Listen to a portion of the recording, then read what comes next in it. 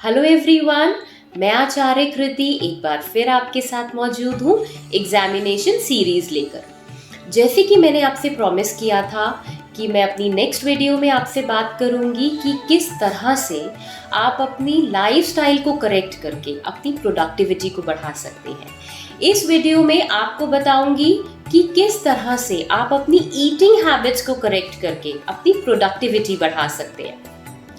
कहते हैं ना, जैसा खाइए अन्न वैसा होवे मन। सबसे पहले आपको बताऊंगी कि आपको क्या नहीं खाना चाहिए। इसमें सबसे पहले आता है शुगर यानी कि चीनी, जिसमें cold drinks, artificial sweeteners, juices, मिठाइयाँ, बॉर्नवीटा, कॉम्प्लान, चीनी वाला दूध, कॉफ़ी, टी, ये सब चीज़ें आती हैं। ये आपको बिल्कुल भी एग्जाम टाइम में नहीं लेना है, क्योंकि चीनी जो है वो आपको इंस्टेंट एनर्जी तो देती है, लेकिन आपके ब्रेन के प्रोसेस को स्लो कर देती है। आप जो भी पढ़ेंगे वो आपको याद नहीं रहेगा, आपकी मेमोरी में प्रॉब्लम आएगी।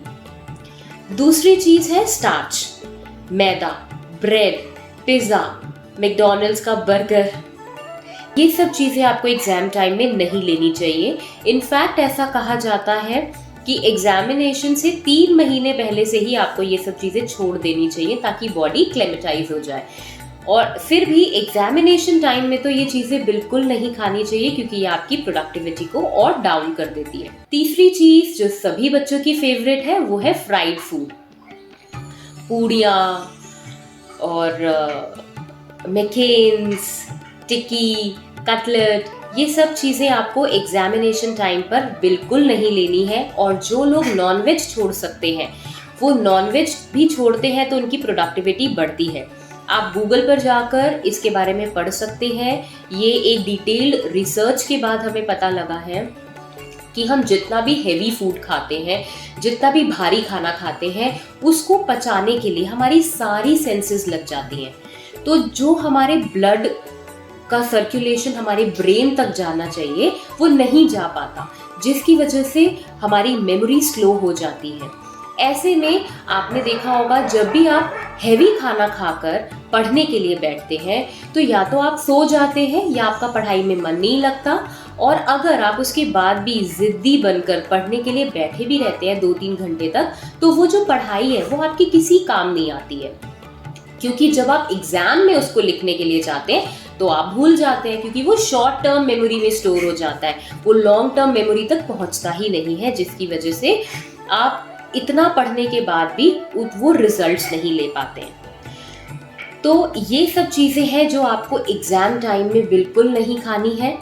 तो फिर खाना क्या है वो भी मैं आपको बताती हूँ। लाइट डाइट आप ले सकते हो, जैसे कि खिचड़ी हो गई, दलिया हो गया, पोहा हो गया, उपमा हो गया। ऐसा खाना जिसको पचाने में बहुत ज़्यादा एनर्जी बॉडी की ना लगे।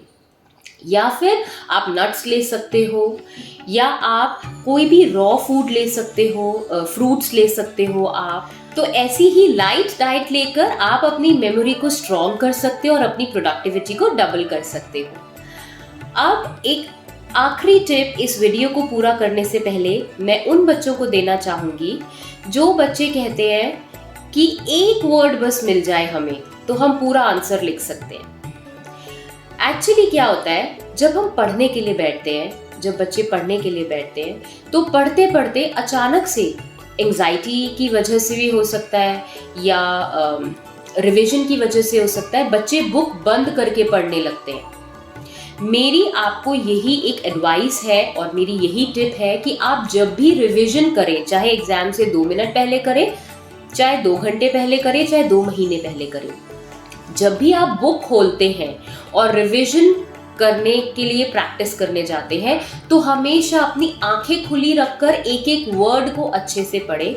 जहां पर जो भी वर्ड आप भूल जाते हैं उसको हाइलाइटर से हाईलाइट कर लें। इससे होगा क्या कि जब आप एग्जाम में बैठेंगे तो जो आपने हाईलाइट किए होंगे वर्ड्स, वो एकदम से आपके ब्रेन में आपको स्प्लैश करेंगे कि वो ये वर्ड्स थे, और उसके बाद आप वो सारा आंसर लिख सकते हो। आप अपने की वर्ड्स को भी की पॉइंट्स में बनाकर लिख सकते हो, उनको हाईलाइट कर कर। तो ये छोटी सी टिप है कि आंख बंद करके नहीं पढ़ना, हमेशा आंखें खोल कर पढ़ना है। अपनी नेक्स्ट वीडियो में आपको बताऊंगी कि किस तरह से आप अपनी ब्रीदिंग टेक्निक से और अपने नर्वस सिस्टम को स्ट्रेंथन करके अपनी प्रोडक्टिविटी को बढ़ा सकते हैं। तो बने रहे मेरे साथ इस सीरीज में। Stay tuned and keep following.